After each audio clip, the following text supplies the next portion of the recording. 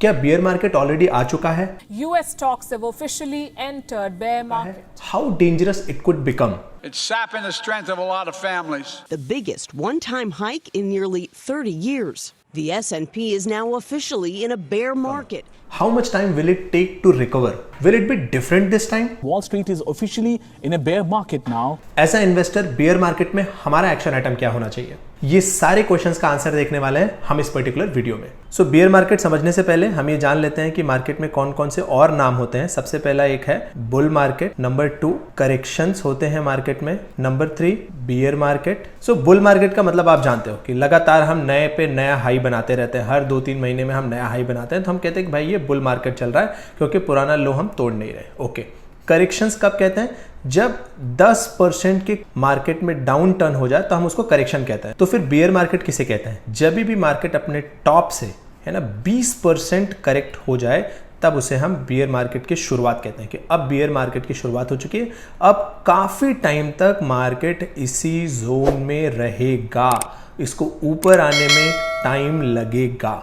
तो इससे इन्वेस्टर थोड़ा डर जाते हैं या फिर कहो कि निराश हो जाते हैं कि यार अब तो मार्केट नीचे ही रहेगा, हमारा जो पोर्टफोलियो है वो रेड में दिखेगा। तो इस फॉर्मूला के हिसाब से क्या 20% का करेक्शन हो चुका है और हम बियर मार्केट में आ चुके हैं? तो सबसे पहले यूएस की इकोनॉमी का डेटा देखते हैं। तो आप यहाँ पे देख सकते हो S&P 500 को, जो कि performance of 500 large companies of United state को रिप्रेजेंट करता है। जैसे अपना निफ्टी 50 है ना, जो कि 50 कंपनियों को रिप्रेजेंट करता है, वैसे ये 500 कंपनियों को रिप्रेजेंट करता है। ओके, तो अगर आप देखोगे ये 22% डाउन हो चुका है, इसीलिए यूएस इकोनॉमी में ये हल्ला मच रहा है कि भाई अब बियर मार्केट का जोन शुरू हो चुका है। तो ये हो सकता है लंबे टाइम तक इस जोन में रहे। लेकिन क्या इंडियन इकोनॉमी में बियर मार्केट शुरू हो चुका है? जरा वो भी डेटा देख लेते हैं। तो आप यहाँ पे देख सकते हो निफ्टी 50 वो लगभग 16 से 17% करेक्ट हो चुका है, यानी कि बियर मार्केट की टेरिटरी में आ रहा है, अभी तक बियर मार्केट की बना नहीं है। तो ये बियर मार्केट कब बन सकता है एज पर द डेटा? तो बियर मार्केट बनने के लिए कौन सा नंबर है जहां हमें पहुंचना होगा? तो सबसे पहले आप हाई नोट कर लो। हाई कितना है? 18,604। इस हाई से अगर हम 20% नीचे आए, हमारा हाई जो है वो 18,604 है, अगर उसमें से हम 20% घटा दें तो नंबर आता है 14,883, यानी कि 14,900 के आसपास हम बियर मार्केट की टेरिटरी में आ जाएंगे। तो अभी तक हम आए नहीं हैं एक्चुअली, बट एकदम क्लोज आ चुके हैं हम आने के। लेकिन अगर हम बियर मार्केट की टेरिटरी में आते हैं तो ये कितना ब्रूटल हो सकता है इन्वेस्टर्स के लिए, जरा इसको डेटा से समझते हैं कि पिछले जो बियर मार्केट्स रहे हैं वो कितने टाइम तक रहे हैं और कितने डेंजरस रहे हैं। तो ये मैंने निफ्टी 50 का 1991 से लेकर के 2022 तक का चार्ट ओपन किया। आप देख रहे हो चार्ट नेट ऊपर ही जा रहा है, लेकिन इसमें बहुत हैवी करेक्शंस यहाँ पे आपको बीच बीच में दिख रहे हैं। बट इन सारे क्रैशेस को अगर नंबर के फॉर्मेट में देखें, यहाँ पे आपको क्लियर समझेगा। 1997 का अगर हम डेटा देखें तो मार्केट लगभग 20% डाउन था और उसको बॉटम बनाने में 27 डेज लगे थे। ओके, वहीं 98 में बॉटम बनाने में लगभग 500 दिन लग गए थे। सन 2000 से 2001 तक का जो क्रैश था लगभग 550 दिन लग गए थे बॉटम बनाने में, 53% डाउन था। 2004 में 35, 2006 में 31, 2008 में 64%, 2015-16 में 25% डाउन एंड 2020 में लगभग 40% डाउन था। और हर बार आप देख रहे हो टाइम डिफरेंट ही था बॉटम बनाने में। तो ये तो बॉटम का टाइम हो गया, लेकिन वहां से फिर नया ऑल टाइम हाई लगाने में मार्केट को कितना दिन लगा? अगर बॉटम बनाने में 27 डेज लगे तो ऑल टाइम हाई बनाने में 78 डेज लगे। 500 दिन अगर लगे इसे बॉटम बनाने में तो लगभग 200 दिन लगे नया टाइम हाई बनाने में। सन 2000 में जो क्रैश आया था उसमें लगभग 1.25 साल तक क्रैश था और वहां से हमें लगभग 2.5 साल लग गए थे नया हाई बनाने में। ठीक है, 2006 में 140 दिन, 2008 का क्रैश बहुत ही भयंकर था और हमें लगभग 5 साल लग गए थे नया हाई बनाने में, और 2015-16 में 1 साल, 2020 में हार्डली 7 मंथ्स। तो आप यहाँ पे देख सकते हो, इसका अगर आप एवरेज निकालोगे तो हर बार हम लगभग 8 महीने के अंदर बियर मार्केट से निकल आए हैं, 8 महीने के अंदर।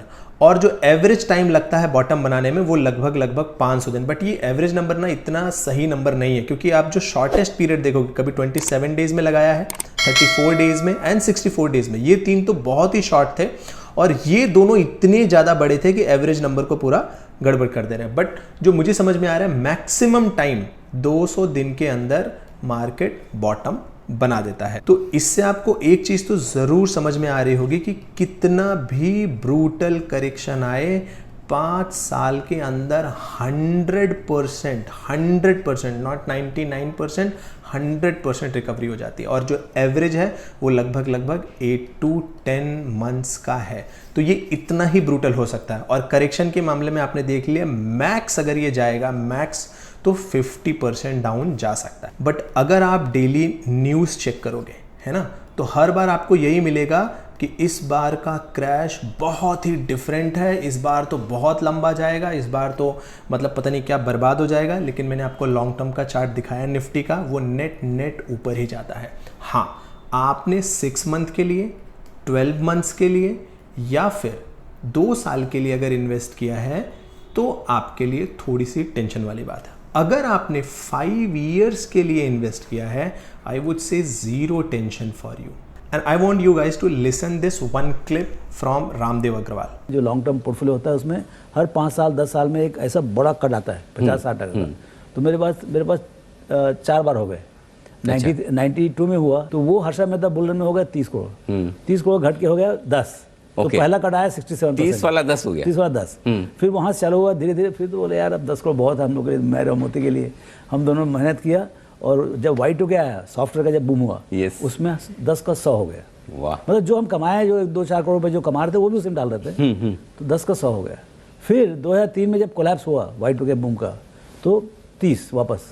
हाँ यार ये तो बड़ा मुश्किल है, मतलब जितना चलो उतने 10 साल का फिर वहीं खड़े हो जी। फिर उसके बाद जो है फिर वापस हम लोग थोड़ा डिप्रेस हो समय महीना 15 के लिए। फिर बोले आता तो कुछ है नहीं दूसरा, है ना, आप निकम्मे हो शेयर में आने के बाद। तो हम लगे रहे। फिर आया कमोडिटी बूम 2003 से 2008 का। उसमें हम हो गए 550 करोड़ का हो गया वो पोर्टफोलियो, 30 से 550। वापस कोलैप्स हो गया, फिर आधा हो गया, फिर 200 हो गए। बोला यार ये बहुत तकलीफ वाला काम है समय ना। ये फरवरी 2020 में ये हो गया था 1850। तो मेरे को लग रहा था भाई चौथा बुलावा आ गया। फिर वापस मेरे ख्याल से इस बार 40-45% गिरा, 1150 के आसपास पहुंचा। और वो 1150 भी बढ़ के 2000 करोड़ के ऊपर हो गया। So I want you guys to think like an investor, है ना। डोंट थिंक लाइक एन कि पैनिक मैन कि अरे अब तो बहुत कुछ गड़बड़ हो गया है, बर्बाद हो जाएगा। नहीं। इन्वेस्टर जैसा अगर आप सोचोगे तो आपको एक चीज समझ में आएगी कि मार्केट जब भी ऊपर जाता है ये डिप लेकर के ही जाता है। तो बड़े इन्वेस्टर्स क्या करते हैं, वो ट्रांचेस में बाय करते रहते हैं। मान लो आपको 100 रुपीज इन्वेस्ट करना है तो आप उसको 20 के ऐसे 5 पार्ट्स में ब्रेक कर दोगे। और जब भी मार्केट 3 से 4% करेक्ट हो जाए आप उसमें डिप में बाय करते जाओगे, है ना। और आपने देखा मैक्स टू मैक्स ये 30 to 40% नीचे आ सकता है। तो जब भी 3 से 4% नीचे जाए, फिर से 3 से 4%, 3 से 4%, ऐसे आप 5 बार अगर करोगे तो आप 20% तक तो आराम से डिप में बाय करते रहोगे। तो जो आपने सबसे बॉटम पे लिया होगा वही आपको सबसे तेज और सबसे पावरफुल रिटर्न बना करके देगा।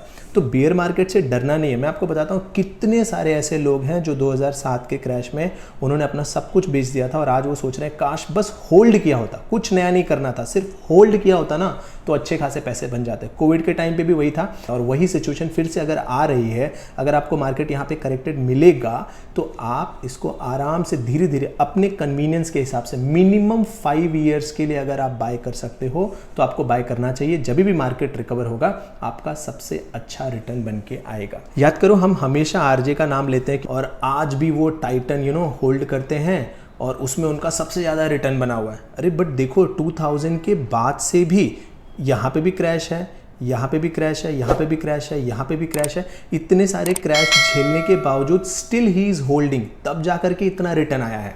सी मार्केट में बाय एंड सेल किड्स कर लेते हैं, एक बच्चा भी कर लेगा बाय एंड सेल, है ना। टफ पार्ट जो है वो है होल्ड। अगर आप होल्ड कर सकते हो तो ही आपका रिटर्न बनेगा और इसमें पेशेंस लगता है, इसमें आपको कन्विक्शन लगता है। तो इंडियन इकोनॉमी बहुत ही स्ट्रांग पोजीशन में है। अगर आप होल्ड करके बैठते हो तो आपका जरूर रिटर्न बनेगा। याद रखो बियर मार्केट के सिचुएशन में आपको नंबर 1 फंडामेंटली जो मजबूत स्टॉक्स हैं सिर्फ उन्हीं में इन्वेस्ट करना है जिनका रिजल्ट अच्छा आ रहा है। सिर्फ उन्हीं में इन्वेस्ट करना है और ज़्यादातर ट्राई करो कि लार्ज कैप में ही इन्वेस्ट करो। क्यों? क्योंकि ये मोस्ट स्टेबल है। जब रिकवरी आएगी, सबसे फास्ट रिकवरी फंडामेंटली मजबूत स्टॉक्स में आएगी, जिनका रिजल्ट अच्छा है उनमें आएगी, और जो लार्ज कैप है जहां पे बड़े इन्वेस्टर्स का पैसा है वहां पे सबसे पहले रिकवरी आएगी। आई होप आपको इस वीडियो से जरूर सीखने मिला होगा कि बियर मार्केट क्या होना चाहिए और हमें कैसा बिहेव करना चाहिए as a investor bear market में। और हाँ, अगर आप कुछ अच्छे स्टॉक्स के नाम ढूंढ रहे हो जिसमें आप इन्वेस्ट करना चाहते हो, जो कि हाईली करेक्टेड हो चुके हैं, तो आप ये वीडियो जरूर देख सकते हो। सो मिलते हैं नेक्स्ट वीडियो में। Thank you so much.